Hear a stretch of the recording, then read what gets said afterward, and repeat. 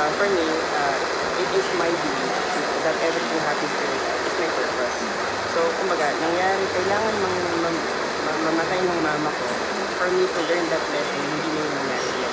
So, every time na nahihirapan ako sa problema, bumabalik na ako dun sa research, bakit ko sa ginawa. Kasi kapag hindi ko nagawa yung dapat kong gawin, kaya naman yung parang babalik ako doon, tapos na-realize ko bakit ako babalik. Ano yun? Na, specifically, kumita, ayaw mo na walang pera. Yes, right. Kasi wala talaga, mahal talaga ang hospital sa Pilipinas eh, di ba? Pero medyo dumaan na ngayon dun sa sinabi mo. Ito, sana mangyari. Sana, oy, I think, kasi parang lahat na yung nag-issue nila ngayon na. Sana. Pero I think nag-umpisa na sila. Ang ligat-ligat kasi nun eh. Like yung that time na nangyari yun, parang lipat-lipat kami ng ospital, walang tumatanggap sa amin kasi wala kami gano'n. Go.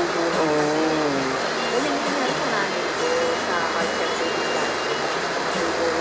Kasi hindi na namin ma-provide yung funds. Kaya ka na lang talaga. Kumbaga sabi ko, meron pa naman ako tatay. Tapos yung mga people around me. So sabi ko, improve natin yung mentality nila kasi it's a matter of understanding kung bakit kasi dito. Kaya yung mga staff ko, pinagawa ko sila ng dream board. Ano yung dream board? Ay, oo. Ako meron ako yan dati. And talagang, ano mo sa totoo na kailangan motivation ka araw-araw. Nung bata ko, gumawa din. At lahat ng mga wala.